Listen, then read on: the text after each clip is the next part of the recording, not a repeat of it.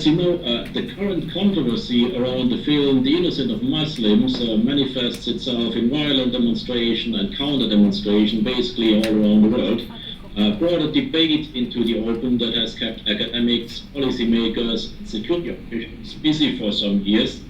How to respond to terrorism and how to respond to ideologies of hate.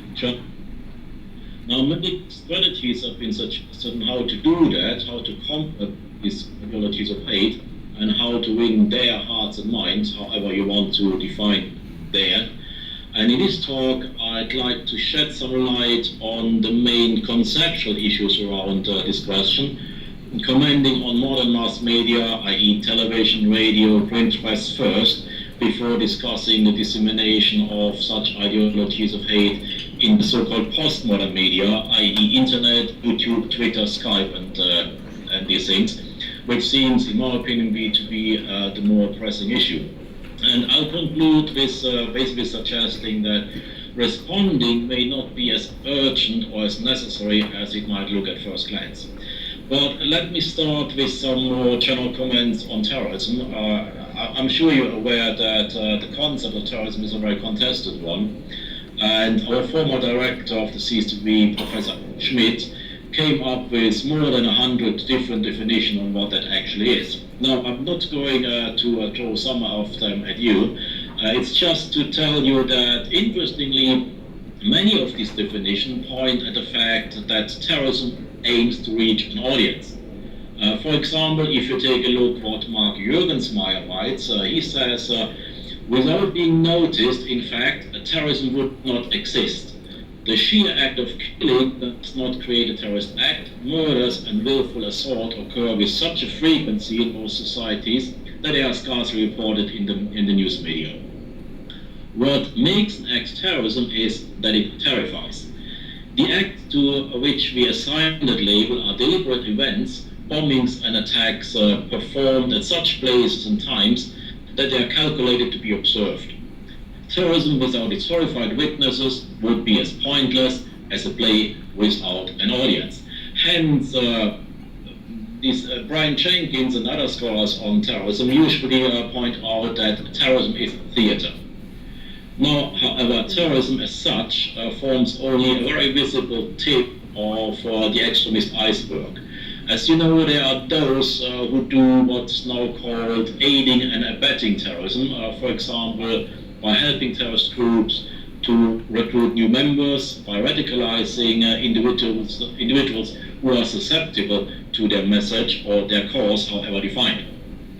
Including such preachers of hate in a rather expansive definition of terrorism, a definition that also covers such fuzzy concepts as radicalism and extremism, by the way, raises many a moral and conceptual question. Nevertheless, most Western countries have laws in place criminalizing such acts, and in my opinion, quite rightly so. Take a look at the case of Abu Hamza al-Masri in the United Kingdom, or at Metin Kaplan, the so-called Caliph of Cologne in Germany. These cases demonstrate that individuals like them play a very crucial role in disseminating the terrorist message and in winning over new recruits.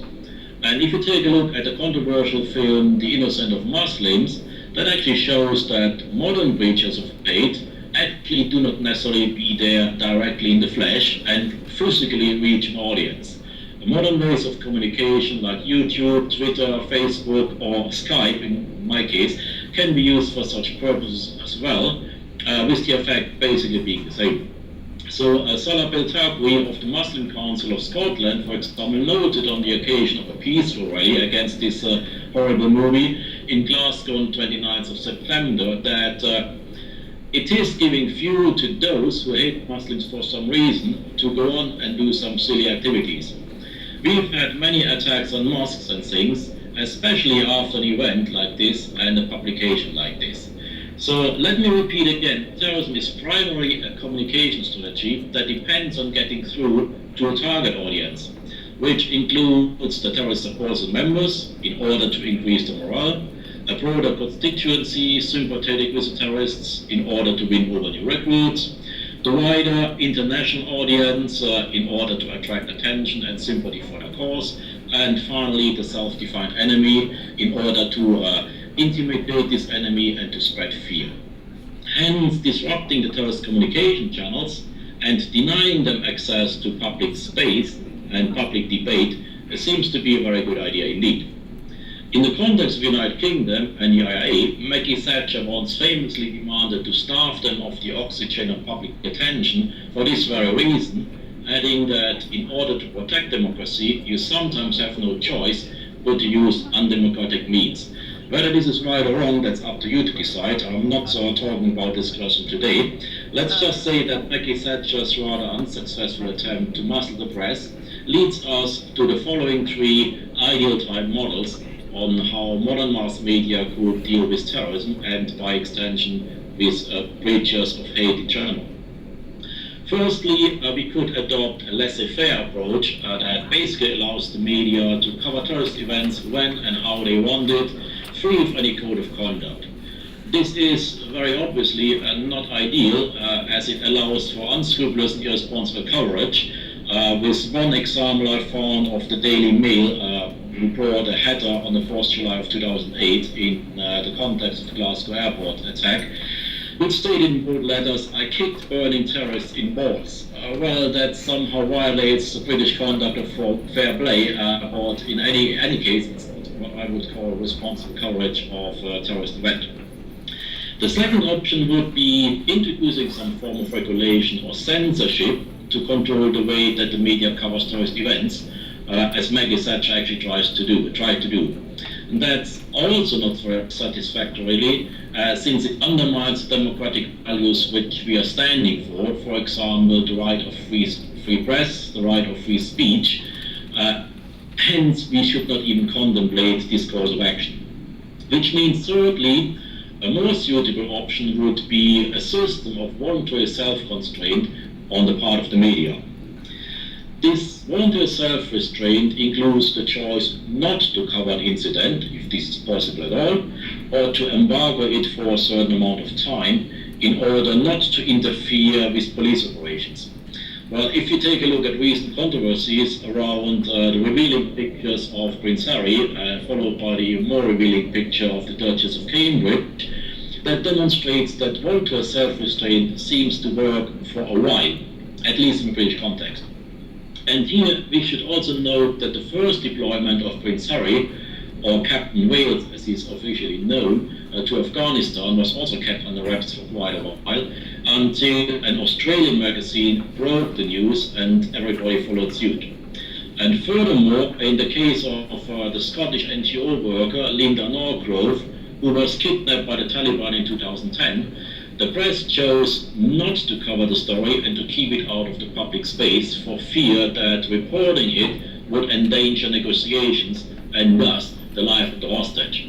Only when it was clear that the unfortunate NGO volunteer had been killed in a post-rescue attack and that the next of kin already had been informed, only then the press went ahead and covered the event. Now, voluntary self-restraint could also simply mean adopting certain guidelines for responsible coverage of a terrorist event, or by extension, an incident where a breacher of hate attempts to fan the flames of hate.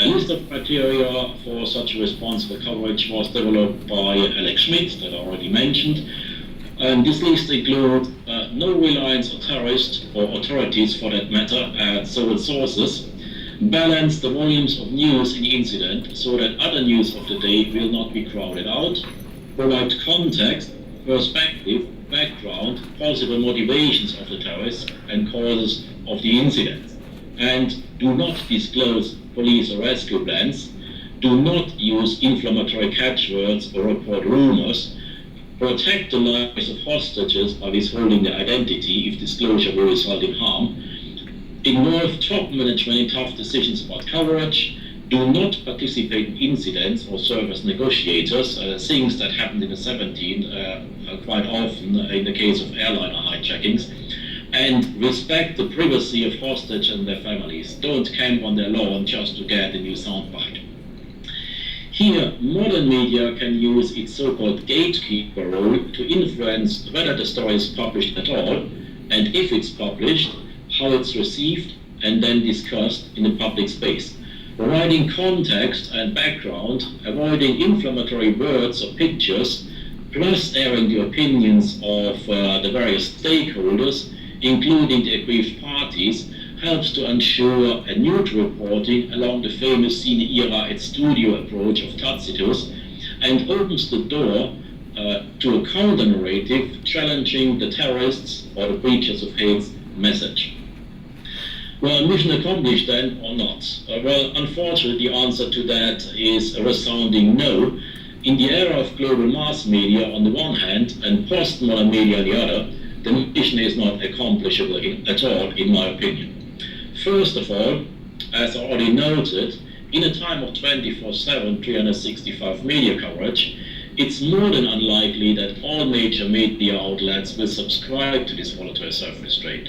For example, The Sun, the British tabloid The Sun, demonstrated by the publication of Prince Harry's pictures that this is enforceable even within the borders of the United Kingdom.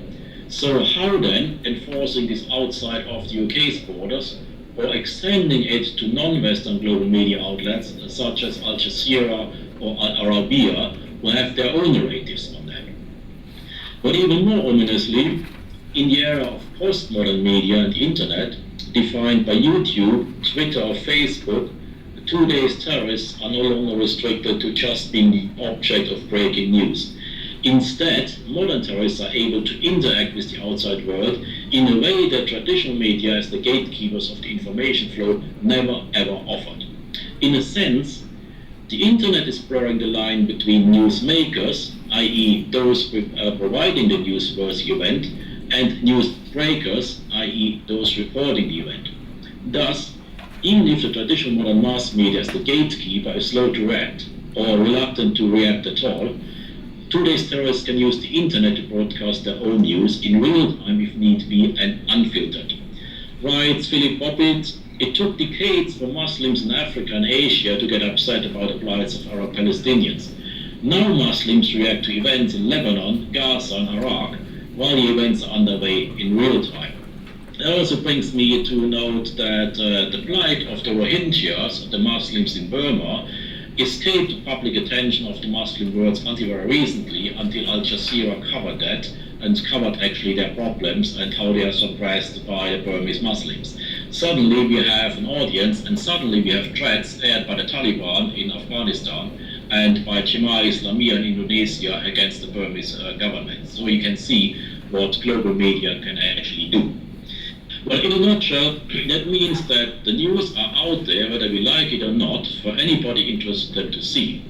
As a result, the traditional approaches to deal with terrorist events or ideologies of hate do not work as well as they could have worked before, at least in theory, before the advent of the internet. New strategies to deal with terrorism and new strategies to reporting it on the internet on one hand, and with extremism nurtured by ideologies of hate also via the internet on the other, obviously need to be developed. Now here in the following minutes, I will focus for brevity's sake just on responding to terrorist propaganda and radicalization on the internet. I assume you have my paper already, so read the other stuff at your leisure. Now, it's a moot point whether the material placed on the internet by terrorist groups ought to be responded at all. I'm not of the opinion, actually, but I'll come to that a little later. Particularly, terrorist websites contain political information with no much in the way of incitement to violence. There is actually a good case that trying to remove such sites would, apart from being a violation of the freedom of speech, a propaganda own goal in its own right. Where terrorist material has potentially dangerous characteristics, for example, incitement of hate or information on how to build a bomb, the states do sometimes try to find ways to removing it. However, actually, that's generally easier said than done. For example, it's well known that European countries have a narrower interpretation of what is protected by the freedom of speech than does the United States. A telling case would be that Germany, Austria and other European states outlaw the use of language and symbols expressing support for Nazism, while the United States does not. And perhaps unsurprisingly, European countries in turn protect a far wider variety of speech than, say, Middle Eastern countries, Russia or China. Russia, for example, has long been trying to get removal of the website Caucasus Center, which is maintained by Islamist Chechen rebels. The site has generally been hosted in Scandinavian countries, although admittedly it had to move from server to server in order to stay open. This relates to a difficulty of determining whether the Russian request be interpreted as an attempt to stifle political dissent, or whether it is a legitimate concern over a terrorist website. You know, who is a terrorist lies in the eye of the beholder. Countries have responded to this predicament in very different ways. In some, such as China and Saudi Arabia, relatively efficient filtering systems are in place. Content that the regime does not want is simply removed as it enters a relatively small number of monitored points of connection between the national and global computer networks, and is then not accessible at all within the country. Of course, the efficiency of filtering systems depends very much on the efficiency of the humans who tell the computers what to filter for. For example, I found it very funny, one of my colleagues who works on e-jihad, or electronic jihad, has been informed that filtering against pornography in Saudi Arabia can be circumvented simply by searching languages other than Arabic or English. Perhaps unsurprisingly, he said, many Saudi men have acquired an extensive erotic vocabulary in languages such as French, Italian, and believe it or not, even German. In the European Union and in North America, filtering is increasingly used against materials such as child porn, primarily because decisions to remove such content are rarely contested in court and usually also find general approval.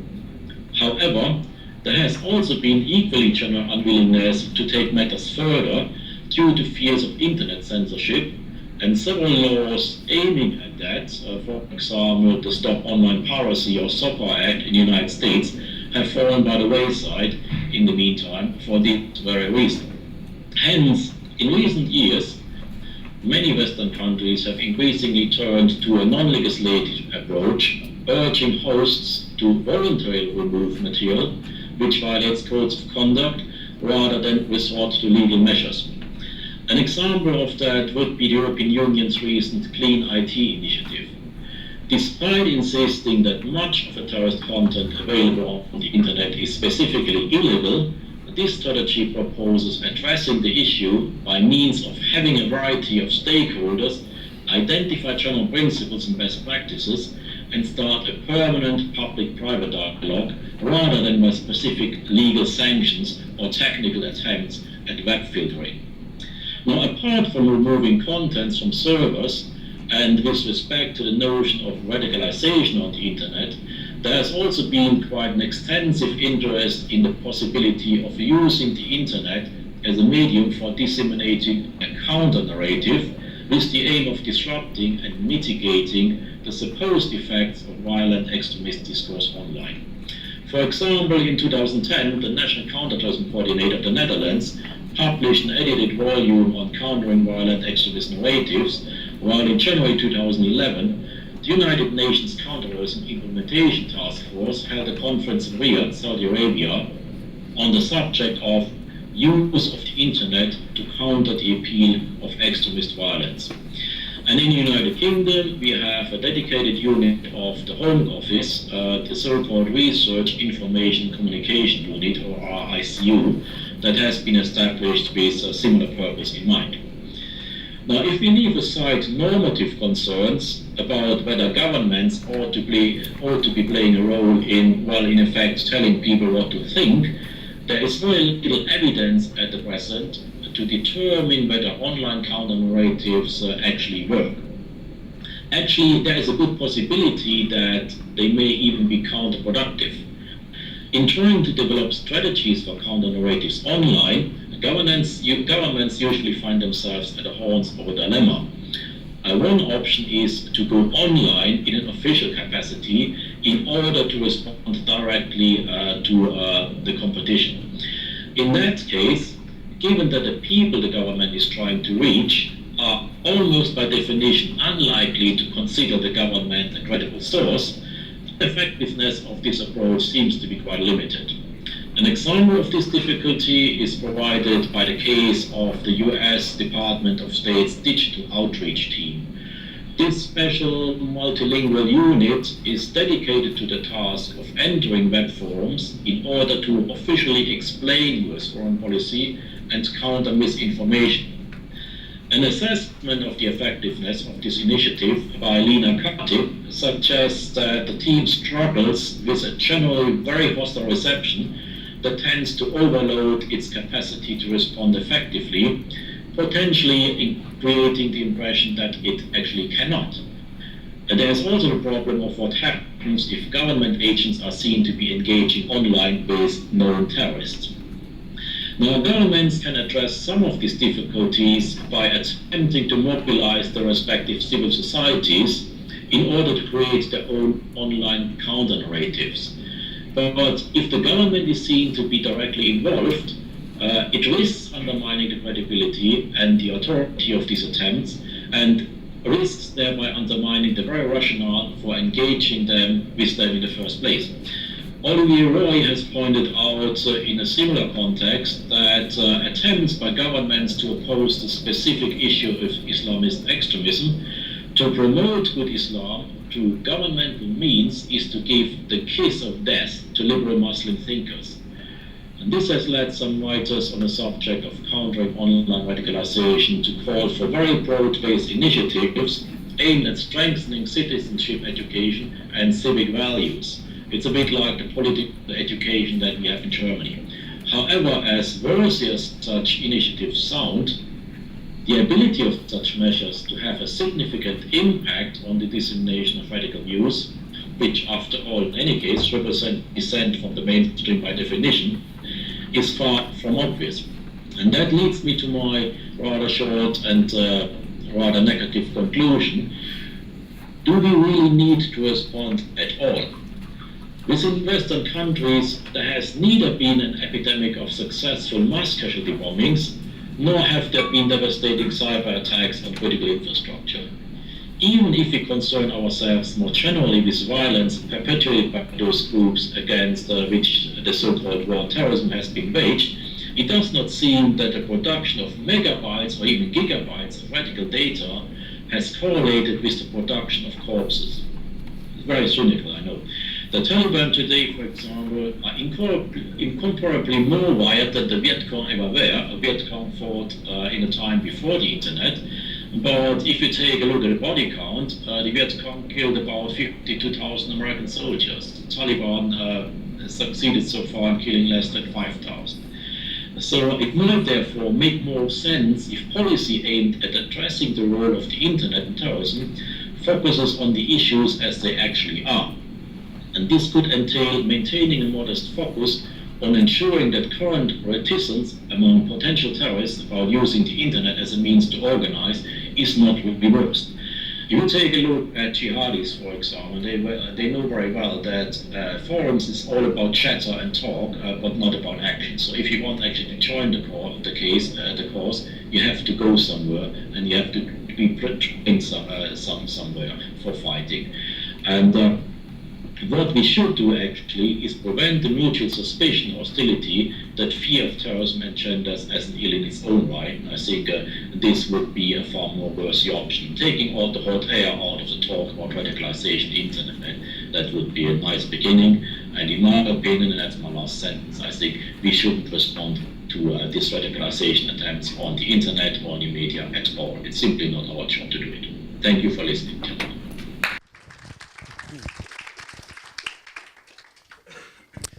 Thank you very much, and I hope you heard the appreciative applause from this end.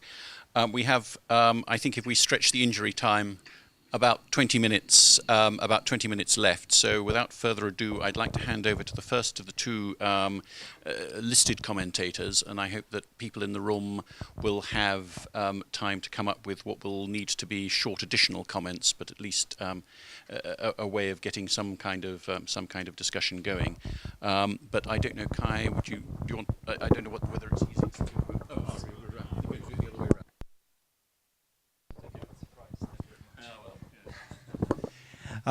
Dear Peter, thank you very much.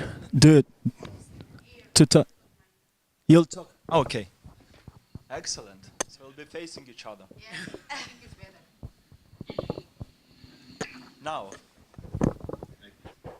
Hi. Nice to see you. So I think, but it's my personal opinion, you made it on purpose and you made it good, you made your point about the importance of internet, the importance of new media communication, and this Skype session was quite ingenious and quite unique in its own right. Thank you very much for your paper. I enjoyed it very, very much, and you are one of the best known experts, I would rather say, in Europe we have and we cherish what concerning terrorism, concerning issues related to terrorism. I won't repeat what you've already said and the points you've made, as you've already pointed out, could be and can be found on the paper that you kindly sent already to us. So I'll just make some points that I found particularly interesting. So first, your biggest part of the paper is about modes of coping or modes of combating terrorism on internet. You've told us that internet cannot detect terrorists from the average Joe, that encryption does not help either, that what helps is rather an old-fashioned technique of infiltration, use of brute force. I've also enjoyed very much this uselessness or pointlessness of counter-narratives in case it comes from the governmental institutions. So moreover, the possibility of them having a reverse counterproductive effect. So thus, civil society should be mobilized to create such internet sources. What I found problematic, and maybe you'd help, maybe it's a misunderstanding on my part. So giving the innocence of Muslims as the example for triggering hate, leading to an escalation of protests and terror acts of Christians against Muslims by quoting Muslim Council in Scotland, is a little, in my opinion, misleading, as we know, the effect was the other way around. The film triggered quite a few outbursts in the Muslim countries against Christians, against Western representatives. Of course, the movie is terrifying. The movie did terrify, but by its lack of good taste, poor acting, and of course, besides pointlessness. Moreover, the conclusion of comparing Vietnam War, a localized, far-from-home conflict with many military casualties on the part of Americans and casualties caused by terrorists, mainly non-combatant, civilian, global in its spread, from Russia to USA, not only 9/11, but also Amsterdam, Madrid, London, and so on and so forth, is a little bit problematic from my point of view. It leads to the conclusion and to a certain belittlement, downplaying of the enormous potential the internet has to offer the terrorist groups, networks, so convincingly analyzed by you in previous section of the paper. So this recommendation to show modest interest equals almost to the word ignore on my part, and I'm not quite sure one should ignore the ideologies of hate. So I have two questions to you. The first one regarding the press coverage and the three approaches you've pointed out. So first, laissez-faire. Second is censorship, and the third one is self-censorship, so to say. So the first two are state-oriented. The third one is press-oriented.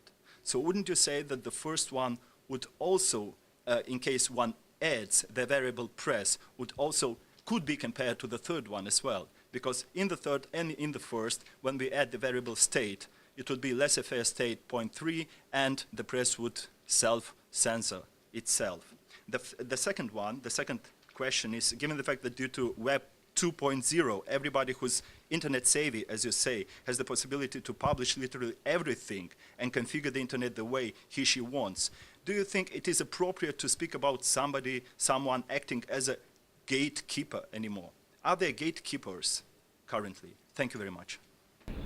Okay, good questions. Well, first of all, yes, laissez-faire and voluntary self-restraint can be the same if the press is not coming up with some good guidelines. But the problem is, as I tried to point out, it may work in a national context for quite a while, because then the press might think from the same hymn sheet out of national interest. Hard to say. It will not work if you take a look across borders. If you take a look, for example, at reporting sheer normal crime in the United Kingdom and in Germany, it's very difficult. It's very different. In Germany, you will always abbreviate the family name of the evildoer. In the United Kingdom, you don't. This is already the small details where it starts falling apart. And the interests are different, in my opinion. So I don't think it works, and that brings me actually to the gatekeeper role. If you take a look at the internet and YouTube, there is no gatekeeper any longer. That's what I tried actually to point out. If you take a look at Al-Zakawi, actually, this is beheading videos, he can put a whole lot without filtering on the internet. The problem that I've not mentioned here, and that's quite crucial, is there's a lot of stuff out there. I would like to ask the audience, what are you doing actually on YouTube? Most of you are not hunting for information or news. Most of you are downloading music, video clips, Gangnam Style or whatever, which is in fashion. So you're not looking there, which means lots of the stuff that's actually putting out there to the internet is not found. And this is one of the reasons why I've mentioned the innocence of Muslims. It took the producers of this stupid video a couple of months until it was finally noticed on YouTube, and these producers needed to have like-minded people on the other side, on the extremist Muslim side, to make an issue out of that. So that it's out there in the news, in YouTube, internet also, doesn't mean that the people actually are having access to it. Where do you get your most information, your most reliable information about what's happening today? I would say that most of you are taking a look at newspapers and then taking a look at websites of your outlet of choice. For example, I read The Independent, The Guardian, and then I go take a look at the BBC website, and then at the Süddeutsche Zeitung to get some local colorate what's happening in Bavaria. I don't go to YouTube. So this is one of the reasons why I think there might be no gatekeeper any longer, but there might not be an audience actually taking a look. If there's somebody going to jihadi websites, jihadi forums, that's already an individual that's converted to the cause. That's not you and me. So I would say that actually this radicalization, this internet as a tool for radicalization may be a bit overestimated. And yes, a lot of things are out there. Anarchist cookbook, for example, for many decades, how to show, it shows you how to build a bomb. Who of you have been in the army, military? You know that before you lob the first hand grenade, you read the manual. And when you actually lob the first thing, you are nervous because if you get it wrong, it can kill you. So you can learn from written sources, and that's strange for me as an academic to say only so much. If you want to be a good practitioner, you have to train someone. If you want to be a good terrorist, you have to train someone. Terrorists are not superhumans. Some of them kill each other because they get the explosives wrong. One spark and they go to heaven or to hell or whatever, and they don't accomplish anything. So I think the role of the internet is overstated, and there are actually some things we can do. Take a look at Google Street View, Google Earth. Try to find the White House in the United States. You will see there's a lot of pixelation being done so that you don't get enough information. That's what we can do. But anything else, filtering, if a law is there, it will be used. If a law is there, it will be abused. So I'm not very happy to give up my civil liberties just for 120% security against terrorism.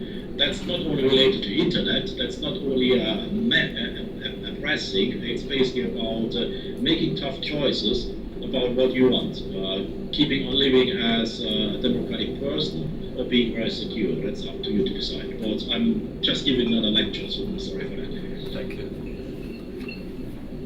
Okay, first of all, thank you for the paper. I enjoyed it, and I'm not that critical like Radu was. So on most topics I do agree very much. And I mean, the comparison between the Viet Cong and Taliban is not that problematic because they are very similar in a lot of aspects, as they are guerrilla warfare groups and so on. What I mostly saw as a critical point was that there is no gatekeeper in the internet, which is, in my opinion, wrong. I mean, there's a cartel of gatekeepers in the internet, like Mark Zuckerberg from Facebook and Google, the Google administration, and if you control Google, you control the internet very much because you have to know where to go, otherwise you have to Google. Or you use Yahoo, which is not that good. So, but the basic argument, you say the internet is not that not a pressing problem in promoting ideologies of hate. I totally agree. I mean, there is the saying of the internet makes the smart people smarter and the stupid people more stupid. The sense behind it, you either are committed to the cause already and you look it up, or you're not, and then it has no effect on you. Can't argue with that. And so I will just ask a short and maybe a little weird question of how governments may counter that. And that is, you said through countering narratives, which is not possible at all. How about counter-propaganda? I mean, promote, publicize, highly publicize counter-terrorist successes. Show, look, you do your thing, you try to bomb us, you can't do it, you're not good enough, you fail, our counterintelligence is better than you, demoralize them. I mean, good old-fashioned propaganda, which doesn't infringe on civil liberties, and it's just a provocative thing I want to put out there. I mean, and thanks. In fact, one person has caught my eye. I don't know, is there anyone else who wants to? So we have one questioner who will arrive shortly, and in the intervening couple of seconds, I wanted to put in my own question, which was simply, I understand what you mean in terms of where do I get my news from? And the answer is, if something happens, I want to know what's going on, I log on to the BBC or the Guardian or something like that. But if the government is going to get involved in putting out a counter-narrative, and I agree with you, it's a questionable proposition, but one argument for why it should do so is the echo chamber effect. Because the kind of people who become terrorists don't go to the BBC because they think the BBC is run by a right-wing conspiracy. So they get their news from their own websites, and what the internet has done is create a larger possibility of people only ever to talk to people they agree with, and in a sense become a collective conspiracy driving itself in a particular direction. But I'll leave that one very quickly, and if you could just briefly introduce yourself and ask the final question, and then Peter can reply. Yes, hello, Professor. My name is Michel. I work for the East-West Institute on a regional security program that deals essentially with Iran, Afghanistan, and Pakistan. I do have two quick comments that are related, and I would invite you for commenting on that. The first is the fact the terrorism vis-a-vis having witnesses or audience to actually take place. I'm surprised that you did not mention like the opposite side of this, that perhaps there is also a need for having audience by countries like, for example, the USA or Europe, to actually keep this kind of tire going on about the fact that there are radical Islamists and that there is fundamentalist ideology and so on. This, I would actually invite you for that, and I would link it with the second comment, which is about the actual innocence of Muslims. I mean, it's been repeated several times that it's a stupid movie and that it's mediocre and so on, but I personally think that the man is actually brilliant, and he actually managed to convey the message that maybe, in my opinion, wanted to convey. He wanted to show that by making a stupid movie like this, he can actually get the reaction of thousands and thousands. A side comment on that is that the actual people that actually rioted and actually caused the chaos in terms of whether killing or destruction and so on, the population compared to the actual population of the countries that they were in does not exceed the 1%. But at the same time, this is what happened in the media, and you showed what was shown was that you had thousands and thousands of Muslim fanatics that actually killed and did and so in Libya and so on. While on the other side, you see that for example, the killer of Norway, Breivik, was never termed a terrorist, but actually a killer, and that it was an incident. So I thank you very much again for the presentation and the paper, and I invite you for your comments. Thank you. Okay.